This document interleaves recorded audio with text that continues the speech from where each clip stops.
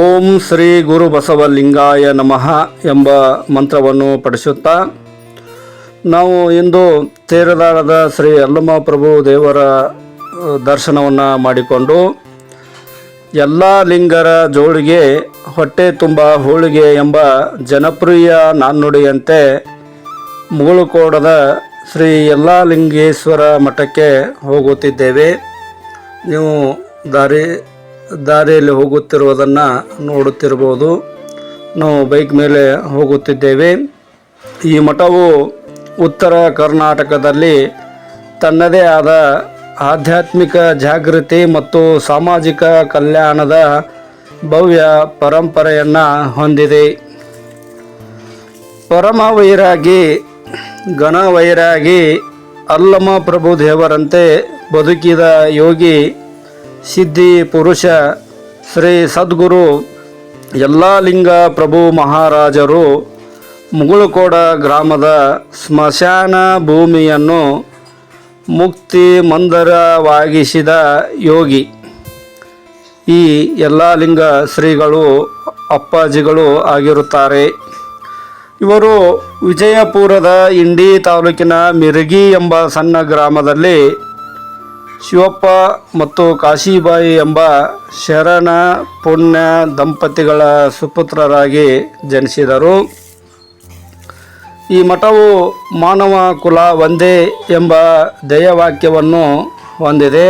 ಅಂದರೆ ಎಲ್ಲ ಜಾತಿ ಧರ್ಮಗಳ ಭೇದವಿಲ್ಲದೆ ಮಾನವರೆಲ್ಲರೂ ಒಂದೇ ಎಂಬ ತತ್ವದಡಿಯಲ್ಲಿ ಈ ಮಠವು ಕಾರ್ಯನಿರ್ವಹಿಸುತ್ತದೆ. ಲಚ್ಚಾನದ ಸಿದ್ಧಲಿಂಗ ಮಹಾರಾಜರು ಇವರನ್ನು ಪರೀಕ್ಷಿಸಿ ಬೆತ್ತ ಜೋಳಿಗೆ ಕೊಟ್ಟು ಇಂದಿನಿಂದ ಯಲ್ಲಾಲಿಂಗ ಮಹಾರಾಜರಾಗಿ ದೇಶದೆಲ್ಲೆಡೆ ಮೆರೆ ಎಂದು ಆಶೀರ್ವದಿಸಿ ಇಲ್ಲಿಂದ ಪಶ್ಚಿಮಕ್ಕೆ ಪ್ರಯಾಣವನ್ನು ಬೆಳೆಸಿ 7 ಹಗಲು 7 ರಾತ್ರಿ ಮುಗಿದ ದಿನದಂದು ಅಲ್ಲೇ ನಿಂತು ಜಾಗದಲ್ಲೇ ನೀನು ಮಠವನ್ನು ಕಟ್ಟಿಕೋ ಎಂದು ಹರಿಸಿ ಕಳುಹಿಸಿ ಕೊಟ್ಟರಂತೆ. ಅಂದರೆ 7 ಹಗಲು 7 ರಾತ್ರಿ ನೀನು ಅಲ್ಲಿವರೆಗೆ ಪ್ರಯಾಣವನ್ನು ಬೆಳೆಸು, ನೀ ಅದು ಎಲ್ಲಿಗೆ ಮುಗಿತೈತಿ ಅಲ್ಲೇ ನಿಂತ ಜಾಗದಲ್ಲೇ ನೀನು ಮಠವನ್ನು ಕಟ್ಟಿಸು ಅಂತ ತಿಳ್ಕೊಂಡು ಅವರು ಆಶೀರ್ವದಿಸಿ ಕಳುಹಿಸಿ ಕೊಟ್ಟರು. ಅದೇ ರೀತಿಯಲ್ಲಿ ಶ್ರೀ ಯಲ್ಲಾಲಿಂಗ ಶ್ರೀಗಳು ಪ್ರಯಾಣವನ್ನು ಆರಂಭಿಸಿ ಬೆಳಗಾವಿ ಜಿಲ್ಲೆಯ ರಾಯಬಾಗ ತಾಲೂಕಿನ ಮುಗುಳುಕೋಡು ಗ್ರಾಮದ ಸ್ಮಶಾನದಲ್ಲಿ ಅವರ ಪ್ರಯಾಣ ಕೊನೆಗೊಂಡಿತು. ಅಲ್ಲೇ ನಿಂತು ಸಿದ್ಧಲಿಂಗ ಶ್ರೀಗಳನ್ನು ಸ್ಮರಿಸಿ ಅಲ್ಲೇ ಗುಡಿಸಲ ಹಾಕಿಕೊಂಡು ಭಿಕ್ಷಾಟನೆ ಮಾಡಿಕೊಂಡು ದಿನನಿತ್ಯದ ಆಹಾರ ಸಂಪಾದನೆ ಮಾಡಿದರು. ಇವರು ನುಡಿದ ವಾಕ್ಯಗಳೆಲ್ಲ ಸತ್ಯವಾದವು. ಇವರು ಕಾಲಿಟ್ಟ ಸ್ಥಳವೆಲ್ಲವೂ ಪವಿತ್ರ ಪಾವನ ಸಾನ್ನಿಧ್ಯವಾಯಿತು.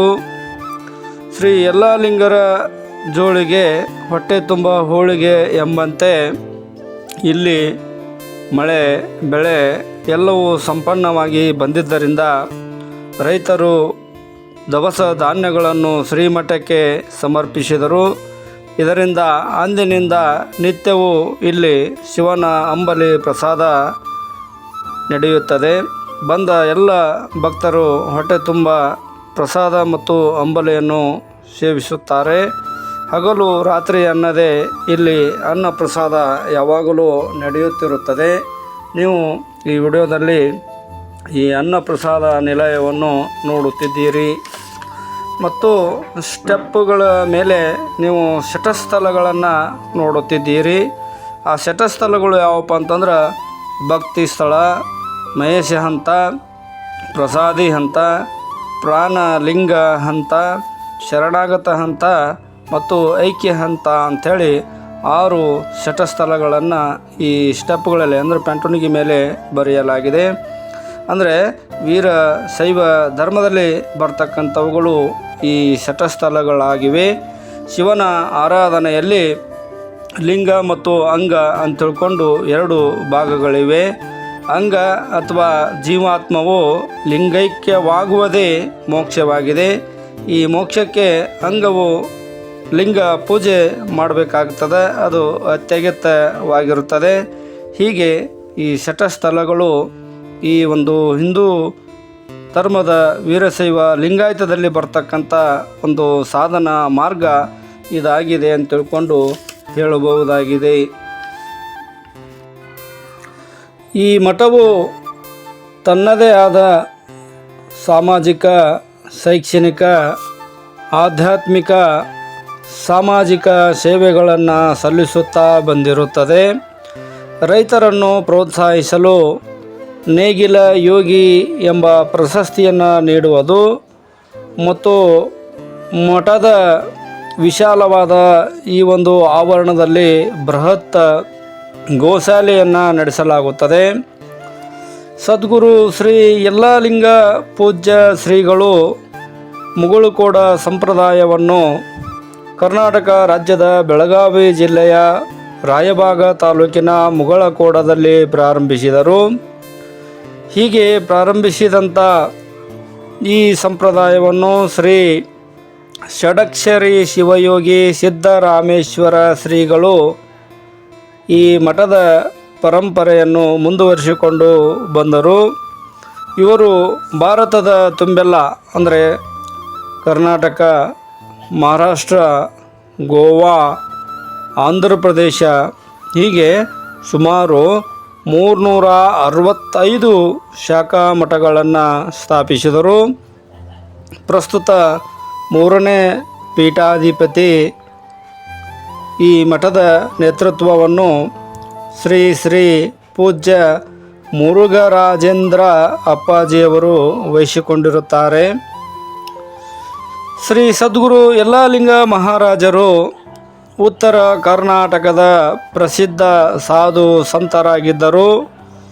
ಅವರು ಸಮಾಜದಲ್ಲಿ ಭಾವೈಕ್ಯತೆ, ಧಾರ್ಮಿಕ ಜಾಗೃತಿ ಮತ್ತು ದಾಸೋಹ ಸಂಪ್ರದಾಯವನ್ನು ಬಿತ್ತಿರ್ತಕ್ಕಂಥ ಮಹಾನ್ ಚೇತನರಾಗಿರುತ್ತಾರೆ. ಇವರು ಲಚ್ಚಾನದ ಶ್ರೀ ಸಿದ್ಧಲಿಂಗ ಮಹಾರಾಜರ ಪ್ರಮುಖ ಶಿಷ್ಯರಲ್ಲಿ ಒಬ್ಬರಾಗಿದ್ದರು. ಶ್ರೀ ಯಲ್ಲಾಲಿಂಗರು ಪೂಜ್ಯರು 7 ಕೋಟಿ ಜಪತಪಗಳನ್ನು ಆಚರಿಸಿ ಸಮಾಜದ ಉದ್ಧಾರಕ್ಕಾಗಿ, ಸಮಾಜದ ಪ್ರಗತಿಗಾಗಿ, ಸಮಾಜದ ಏಳಿಗೆಗಾಗಿ, ಸಮಾಜದ ಸುಧಾರಣೆಗಾಗಿ ತಮ್ಮ ಜೀವನವನ್ನು ಮುಡುಪಾಗಿಟ್ಟರು. ಬರಗಾಲದಂತಹ ಸಂದರ್ಭದಲ್ಲಿ ಈ ಮಠದ ಮೂಲಕ ಜನರಿಗೆ ಅಪಾರವಾದಂಥ ನೆರವನ್ನು ನೀಡಿ ಆಧ್ಯಾತ್ಮಿಕ ಬಲವನ್ನು ತುಂಬಿದರು. ಕಲಬುರಗಿ ಗಡಿಭಾಗದ ಅಂದರೆ ಈಗಿನ ಆಳಂದ ತಾಲೂಕಿನ ಜಿಡಿಗ ಎಂಬ ಪುಣ್ಯ ಕ್ಷೇತ್ರದಲ್ಲಿ ಮತ್ತೊಂದು ಪ್ರಮುಖ ಮಠವನ್ನು ಇವರು ಸ್ಥಾಪಿಸಿದ್ದರಿಂದ ಇದು ಮುಗುಳುಕೋಡು ಜಿಡಿಗ ಜಂಟಿ ಮಠವಾಗಿ ಸುಪ್ರಸಿದ್ಧಿಯನ್ನು ಪಡೆಯಿತು. ಅನೇಕ ಪವಾಡಗಳನ್ನು ಮಾಡಿ ಪವಾಡ ಪುರುಷರೆನಿಸಿಕೊಂಡರು.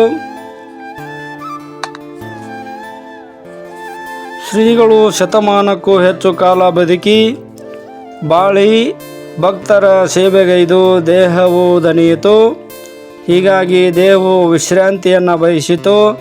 ಹಾಗಾಗಿ 5/2/1986 ಬೆಳಗ್ಗೆ 9 ಗಂಟೆಗೆ ಅವರು ದೇಹ ತ್ಯಾಗವನ್ನು ಮಾಡಿ ಶಿವಾಧೀನರಾದರು.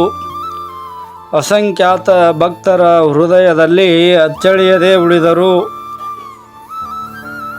ಇವರ ಅದ್ಭುತ ಪವಾಡಗಳು ಹಾಗೂ ಕಷ್ಟ ಕಾರ್ಪಣ್ಯಗಳನ್ನು ಕಳೆಯುವ ಶಕ್ತಿಯಿಂದಾಗಿ ಭಕ್ತರು ಇವರನ್ನು ಭವರೋಗಗಳ ಕಳೆಯುವ ವೈದ್ಯ ಎಂದು ನಂಬಿದ್ದರು. ಇಂದಿಗೂ ಮುಗುಳುಕೋಡದ ಶ್ರೀ ಯಲ್ಲಾಲಿಂಗೇಶ್ವರ ಬೃಹನ್ಮಠದಲ್ಲಿ ತ್ರಿವಿಧ ದಾಸೋಹಕ್ಕೆ ಅಂದರೆ ಅನ್ನ, ಜ್ಞಾನ, ಆಧ್ಯಾತ್ಮಿಕಕ್ಕೆ ಹೆಸರುವಾಸಿಯಾಗಿದೆ. ಮುಗುಳುಕೋಡ ಮತ್ತು ಜಡಗ ಮಠದ ಪರಂಪರೆಯಲ್ಲಿ ಇವರ ಕಾರ್ಯಗಳು ಇಂದಿಗೂ ಅಮರವಾಗಿದ್ದು ಭಕ್ತರು ಇವರ ಜಯಂತ್ಯೋತ್ಸವವನ್ನು ಅತ್ಯಂತ ಭಕ್ತಿ ಭಾವದಿಂದ, ವಿಜೃಂಭಣೆಯಿಂದ, ಸಡಗರದಿಂದ ಆಚರಿಸುತ್ತಾರೆ. ಎಲ್ಲರಿಗೂ ತುಂಬ ಹೃದಯದ ಧನ್ಯವಾದಗಳು. ದಯವಿಟ್ಟು ಸಬ್ಸ್ಕ್ರೈಬ್, ಶೇರ್, ಕಾಮೆಂಟ್ಸ್ ಮಾಡಿರಿ ಎಂದು ವಿನಂತಿ.